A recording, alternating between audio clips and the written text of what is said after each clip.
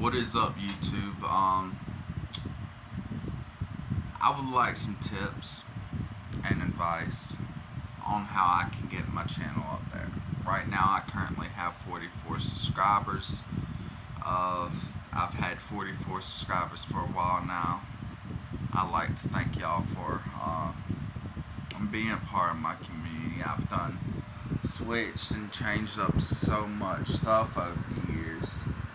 And when I first started doing YouTube, it was okay. I just want to talk, be stupid, be a dumbass kid.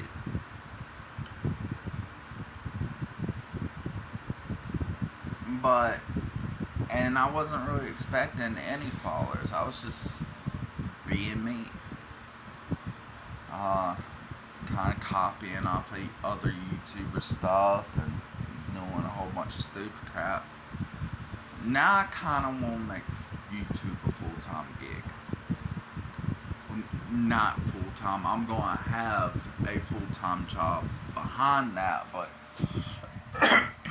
I just want to get my subscribers up. I want to start releasing more videos. I want to start doing my best to give y'all what y'all want. And for the most part, this channel is just gonna be me coming on, doing vlogs every so often, showing you what my life's like when I ain't out working or doing more work or doing crap like that, giving advice to the younger generation, stuff that I picked up over the years. May show a little bit of farming behind the scenes or fishing, just stuff I love to do, to bullshit around. That may be something I may not be able to help, so I may put this as a older teen audience, if anything. Less of for kids, more of for kind of teens, young adults type stuff. Just I sometimes curse and it just comes out, and I do my best not to. But I've done some reaction videos over the years.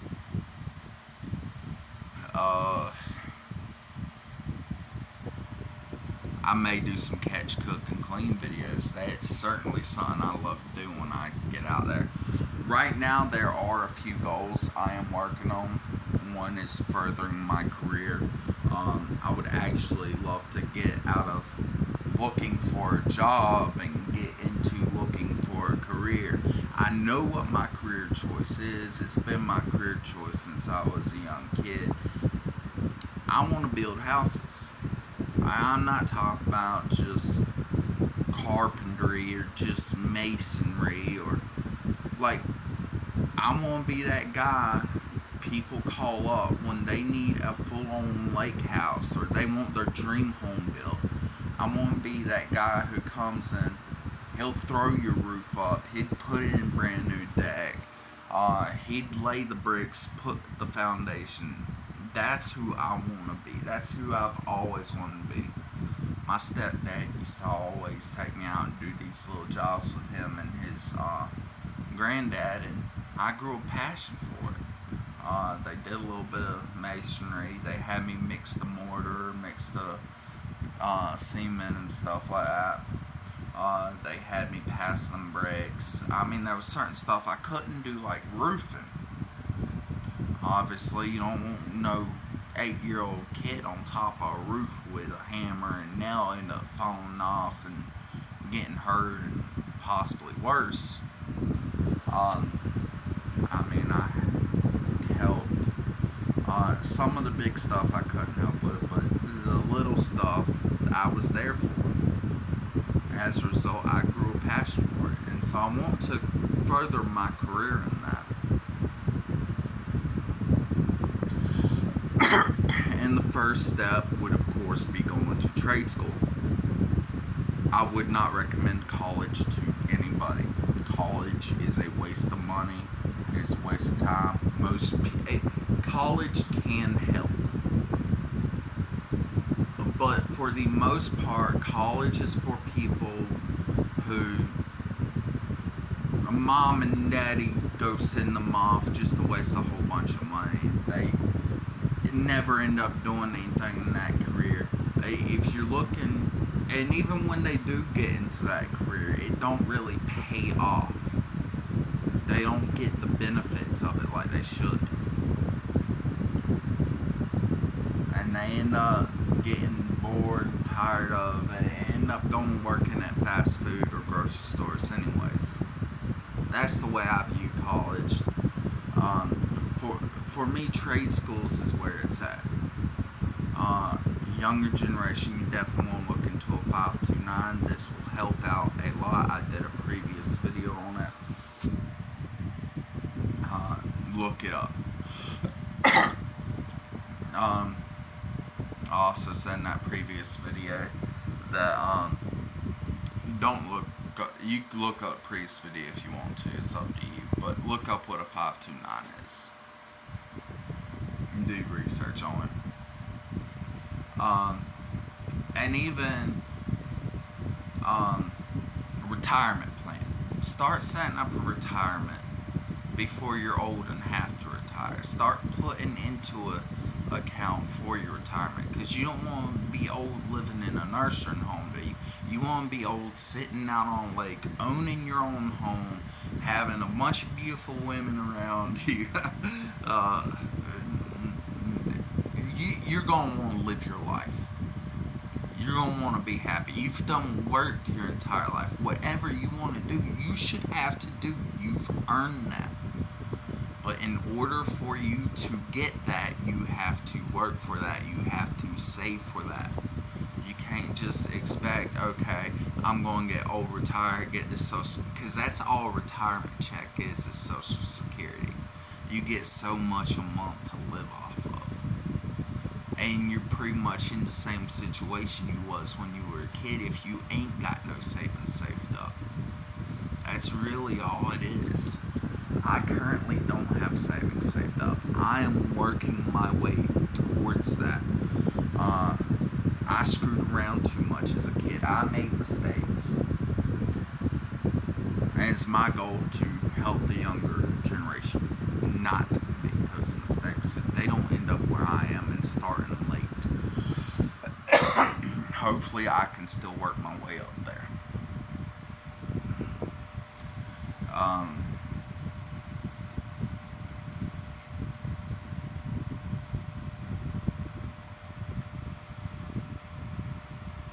But, I mean, first goal, right off the bat, for me, is getting another vehicle. I've done gotten 2 trucks and a car. The car, I owed $420. The title was still in my brother's name. I've done put, I don't know, roughly $3,000 or more into repairs. Plus, I've done paid him the $200 he done spent on the car, and all I owed left was an unexpected amount from an unexpected repair of $420. And because of that, my brother decided to sell the car right from underneath me. Legally, he had the right. It still pissed me off. I've done spent that much, and the way I found out he sold that car right from underneath me is I went to his house with the money and said, hey, here's the full amount. I'm here to get the car. I told him I was getting it. I said it was a little late. I've kept in contact with him. When I had it, I found out that he sold it. I've done spent more than $3,000 into this car. It pissed me the hell off, but legally I cannot do anything about it because the title was in his name.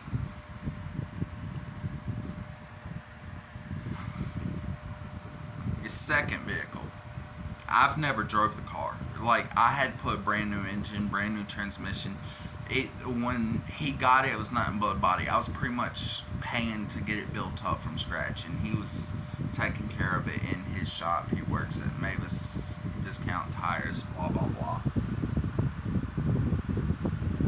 But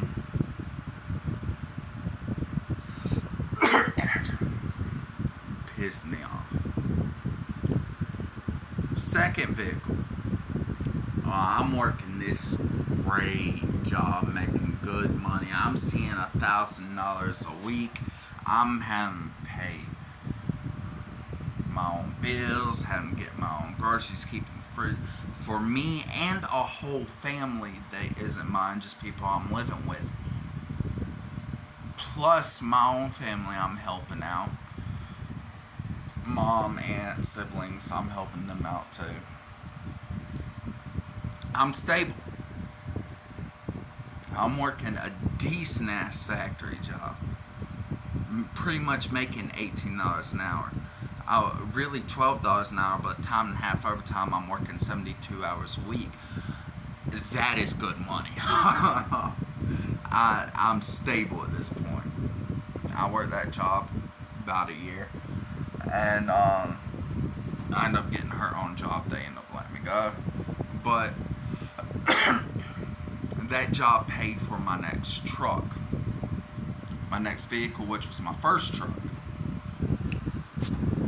So I'm driving this truck around for years. So license is not due until 2029. So I still got a valid license. I can still drive if I had a vehicle. I occasionally drive boss man's truck, occasionally drive girlfriend's car. I can still drive. I ain't incapable. But I ain't got a vehicle right now. So second truck, I'm working Domino's, right? I'm working 4 straight days with no sleep because for some reason I'm not getting tired at 6 o'clock until 6 o'clock in the morning. I've been getting like that for a while. And so by the time 6 o'clock in the morning comes, I'm having to keep myself up because I gotta be at work at 10. If I go to sleep at 6, I'm not making it work at 10. And I like to show up an hour early so I get time to eat if I have to, use the restroom if I have to, sit down, relax, enjoy myself before I have to clock in. Plus, if they need me to clock in about 10-20 minutes early, I'm always there. Like, someone calls out, they're backed up. Every job I've ever worked at, I've been like that. If they're backed up, oh, we got Chris, he's in the break room. He showed up an hour early today. Let's ask him if he wants to come help us real quick. It would sure enough help get all this stuff off our backs. Give him more hours, extra pay.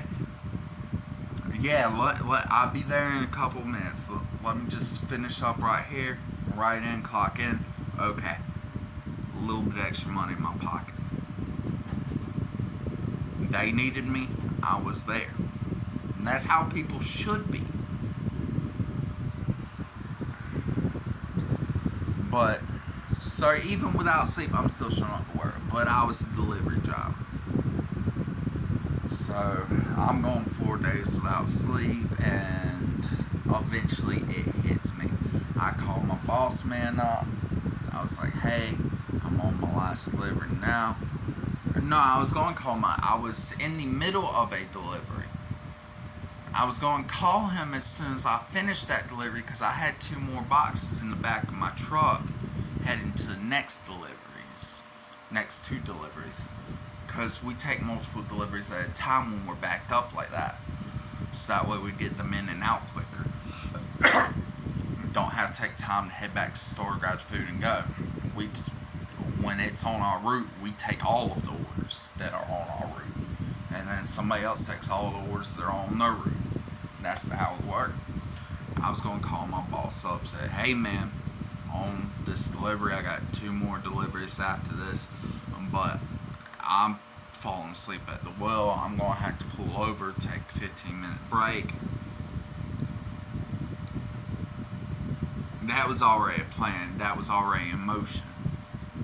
Sure enough, it didn't happen. I fell asleep at the wheel, heading off the circle, the roundabout area, getting off on the exit area, blah blah blah, however that works. And sure enough, I wake up in the woods. Just truck totaled. There ain't no driving it. Smoke everywhere. I had to bust the door open. It would not open. I was crying. I wish God would have took me right then and there. That was my first truck. I had that thing for over a year. 3 or 4 months later down the road, I saved up another $2,000. Went and bought me another truck. Within the first week, already putting $2,000 into repairs. So in total, I spent $4,000 on the truck up front.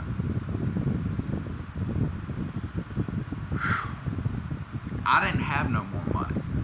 I knew I had a transmission leak. The only thing I could do about it, I still have about 30 things of transmission fluid in my closet. Just sitting there.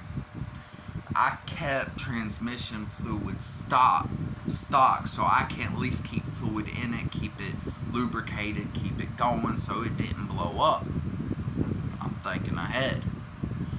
But that don't always work out like it's planned, even if you're keeping it lubricated. When it's a steady leak, you're constantly putting wear and tear on that transmission, and it finally blew up. It would cost me over $2,000 to get a new transmission, and that was the only way it was getting fixed. I had to get a new transmission. There wasn't no fixing it any other way around.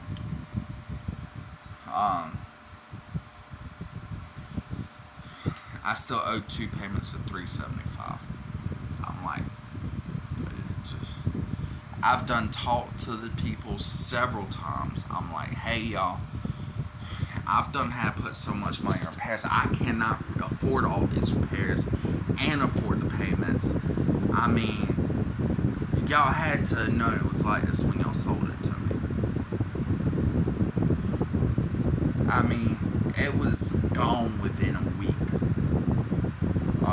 Me having to spend $2,000 in repairs between alternator, radiator, motor leak, oil leak, having to fix a leak in the gas tank. It just leaks everywhere down it. Bad battery, bad shocks. I had to replace the shocks. Just everything about it was bad. They finally came and got it. I was like, hey, I honestly don't care if y'all come get it. I've done put so much money into it at this point in time. Y'all either gonna have to give the truck over to me and pretty much sign me off saying I paid it in full, because the truck wasn't worth no more than $600 at that point. It was worth scrap metal. This is my second truck. Remember that first truck first truck was my baby. Second truck, piece of shit.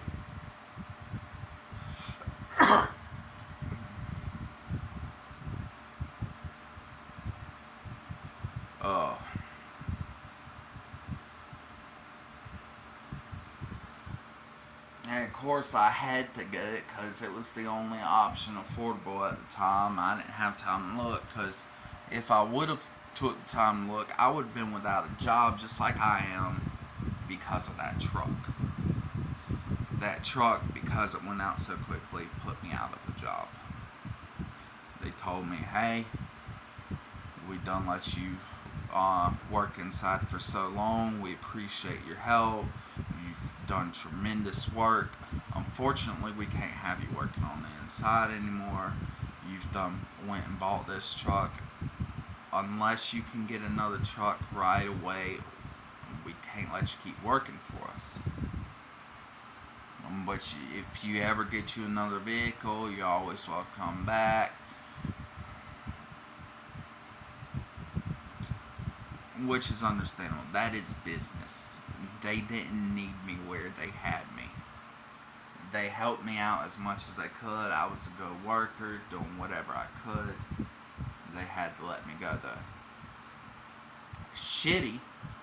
Pisses me off still. But it is what it is.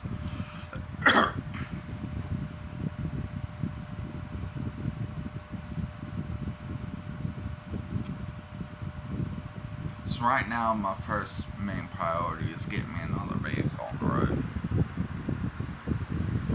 Getting me my own place. And there's just a lot of crap. Being an adult is not easy. If you were young and think you gonna get in the world, you are gonna have way more rules to follow as an adult than you ever did as a kid. You still gonna have to take it up from your parents. Parents are number one. Don't matter how old you get. I mean, certain things, okay, it's kind of died down. You ain't in their house no more. When you go and visit, yes, you still have to follow by their rules in their house.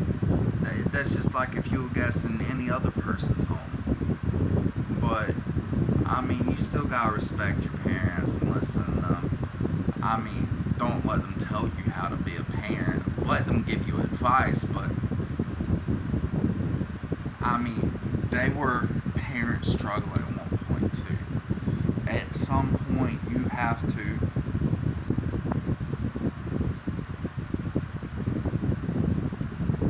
parent your kids the way you see fit. Advice is always good, but saying, oh, you can't let your kids cry.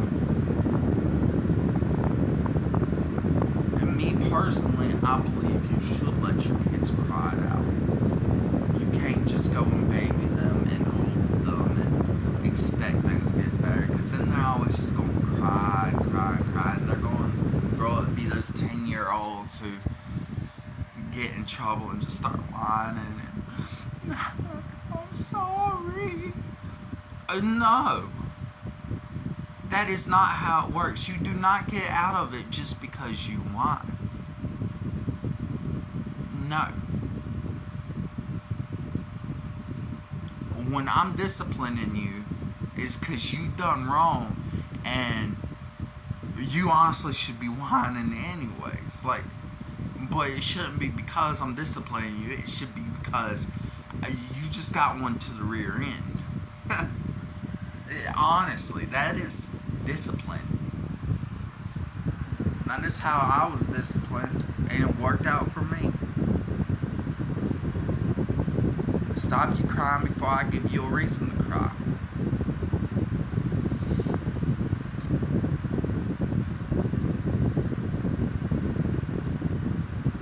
And not everybody sees it that way, and that's understandable. If it works out for you, it works out for you. Me personally, I think kids who are not disciplined a certain way are more likely to end up in prison. I believe that has been statistically proven for so many years now.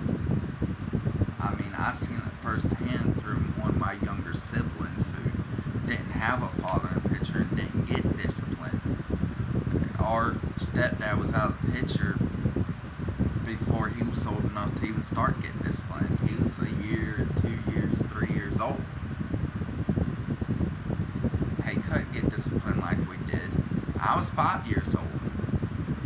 He raised me from the time I was 5 to the time I was 10, so by the time my brother was 5, he was ready to start getting the type of discipline I got, but my stepdad wasn't around no more. Oh, why is my nose starting to itch all of a sudden? And he did. He got into a gang, got into a bunch of drugs, games and wound up in DJJ. Had foot mark put on his ankle for so long. I do blame lack of discipline for that. I didn't end up. Yes, I screwed up a lot as a kid. I don't think I've got discipline enough. But what discipline I did get, I've come to respect it. I've come to love it actually. But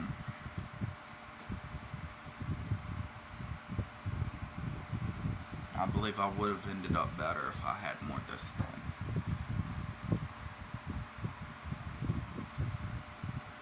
But